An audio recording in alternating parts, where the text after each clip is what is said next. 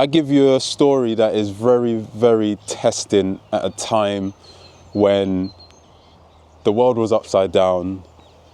I was involved with, well, still am, client-facing roles, and people who know me see me for who I was. People who haven't known me are seeing me for who I am.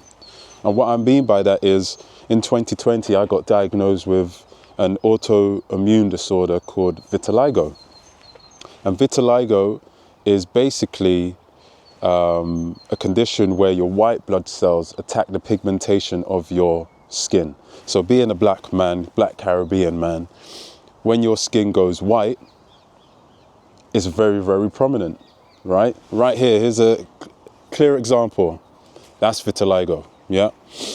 So with that being said, my face changed. I'm going to put an image up so you can see the difference. And this was in 2020. It started off with a white patch on top of my eyebrow. And from there, I was starting to get worried because I was like, where's this patch come from? Why is this happening now?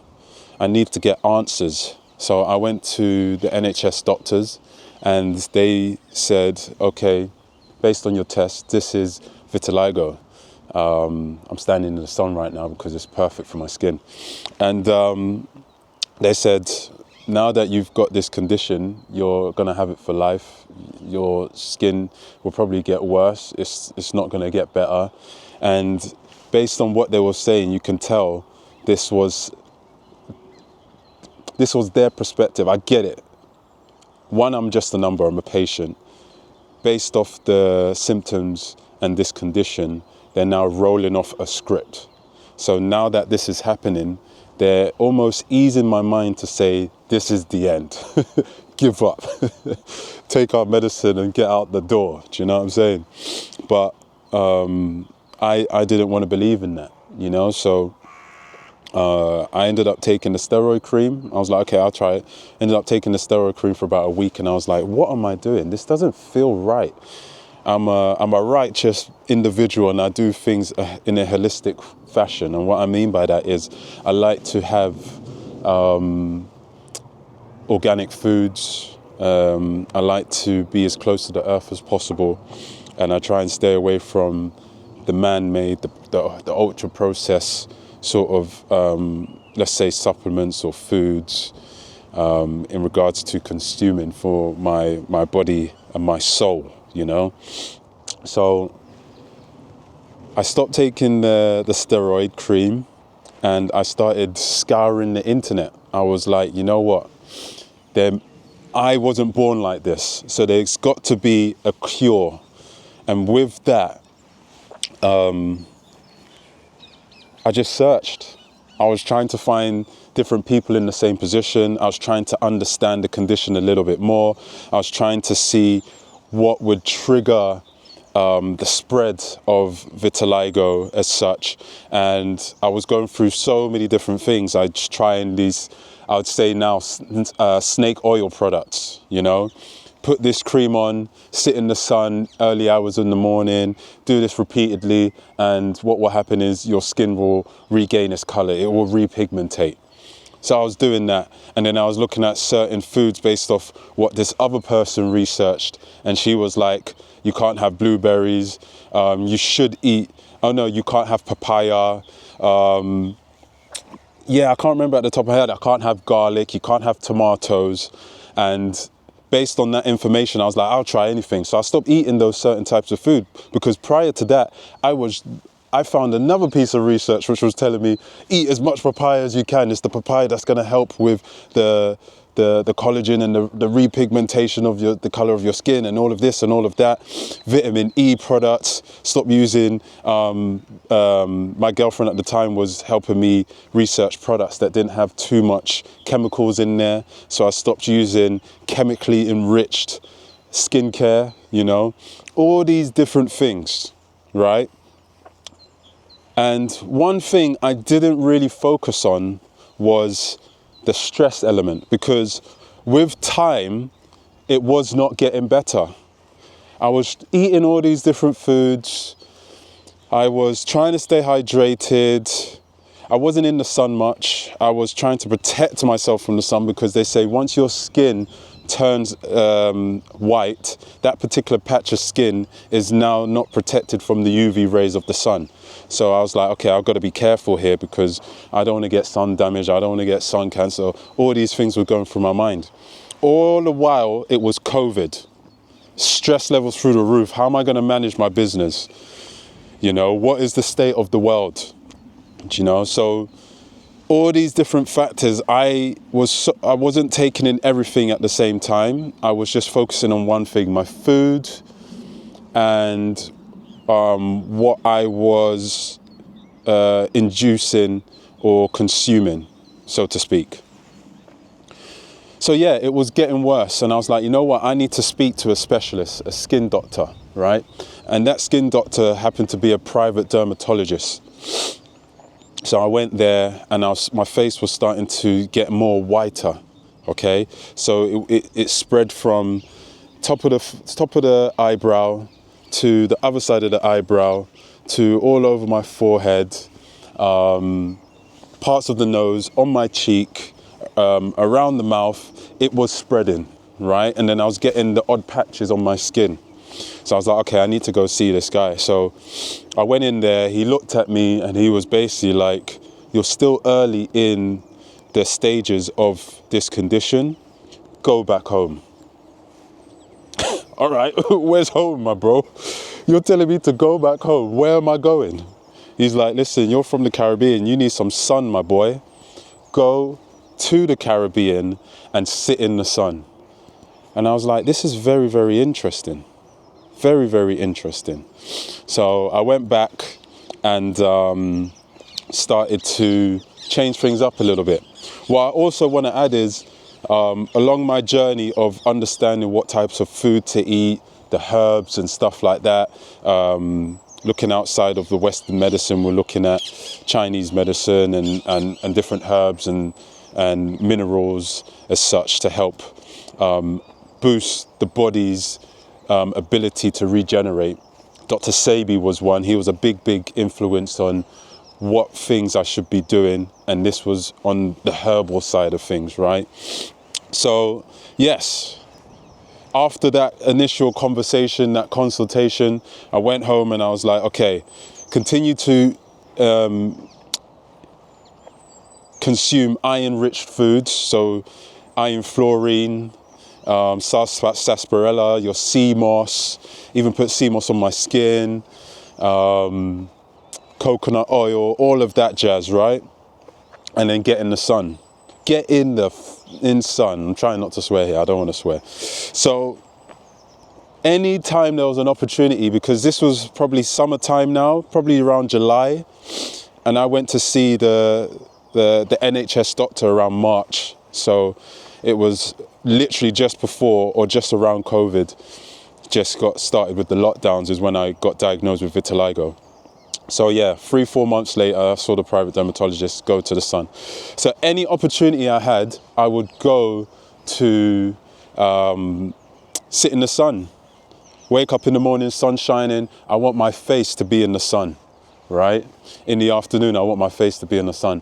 Anytime there's sun, I want to sit in it to allow my skin to get as much of vitamin D as possible. And this is one of the biggest reasons why I started to chase the sun after that. So yeah,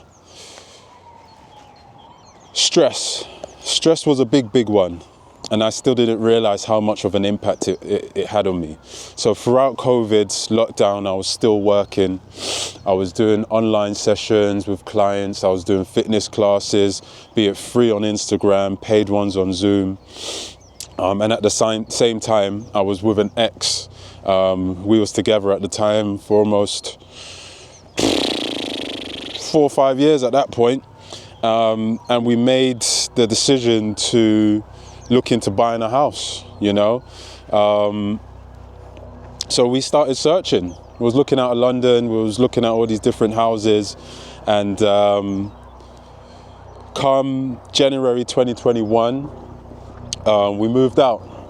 Bought a house together, moved out, and as you can see, all these different stresses. Now it's the stress of moving. We've been accepted for the house. Okay, we've got the deposit, we've got the funds. Now we've got to think about moving, right? So on top of that, I'm worried about moving house. And at the same time, I'm worried about ensuring that my business is good throughout this testing time. And then also, I'm stepfathering a son, right? So I don't have any kids. She had a child. And now we're all moving in, happy families, you know?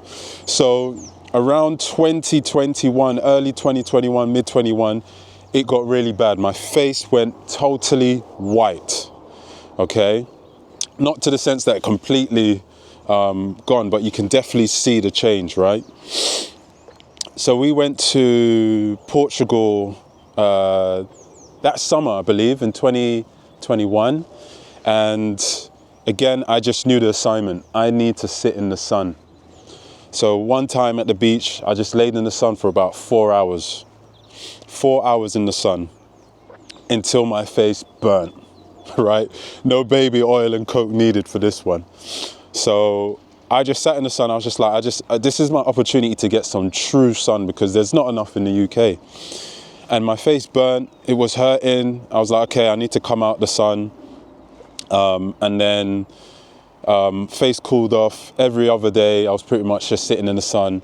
And then come the following week, by the time I got home back in the UK, I could start to see certain specks. And I was like, oh, something's going on here.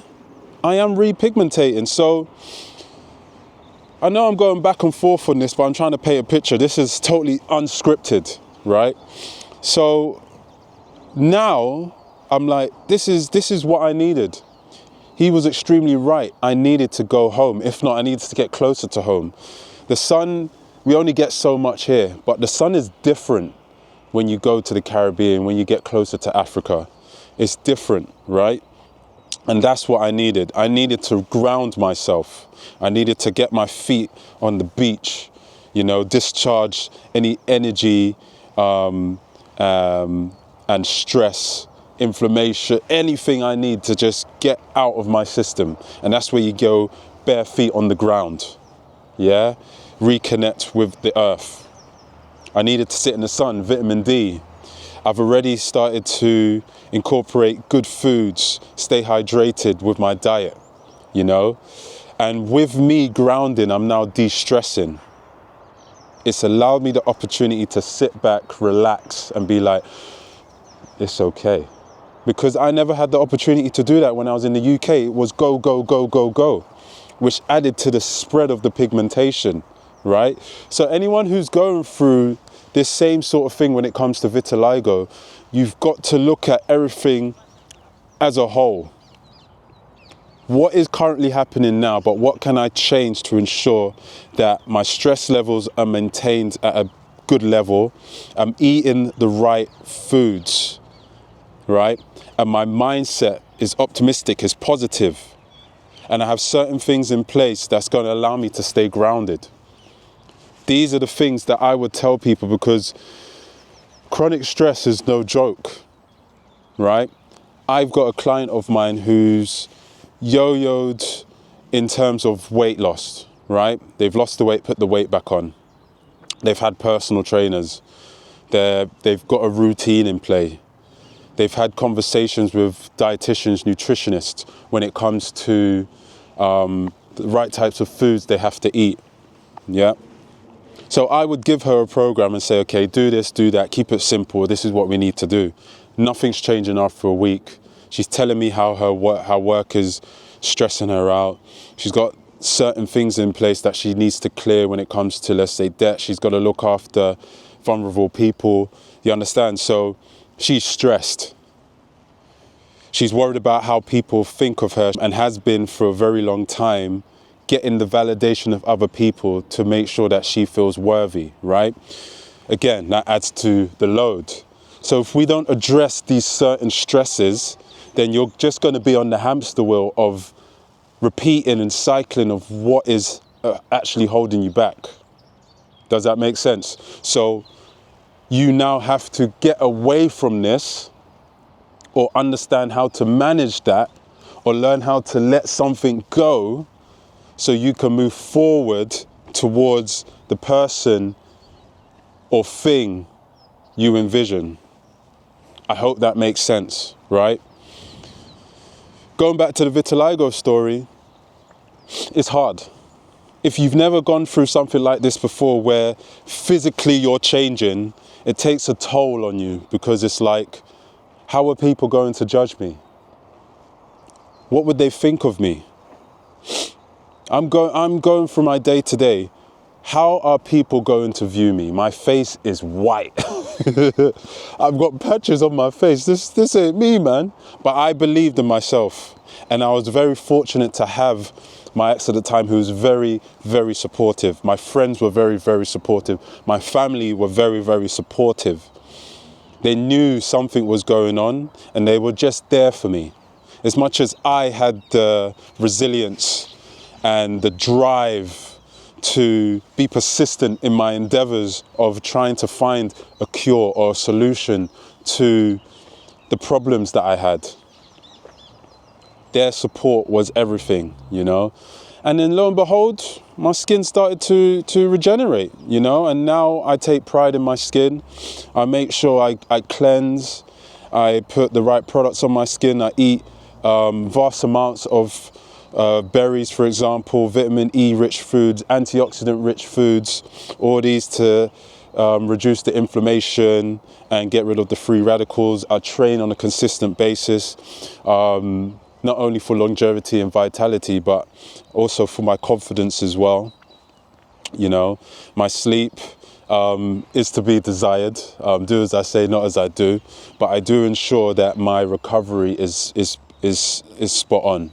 And I do a lot of biohacking protocols, you know. So these are the things I implore people to do, right? Understand what's currently going on. Optimize the health pillars. How do you speak to yourself internally? Because that's going to be the thing that's going to ensure that you stay persistent, and you say you're confident in your own skin, right? And then what are the protocols that you're going to put in play to ensure that you stay on the right track, right? The system, the goal setting, the time frame. I'm going to do this by then. I'm going to write 3 objectives that I need to complete in this day, and I'm not going to get the day done until I do it. And then I'm going to write my thoughts down, because if I hold everything in my head, I'm just adding to the load. Get it out on paper. Speak your truth. Do you understand? These things is what is. It was literally the pathway for me to achieving what I wanted to achieve.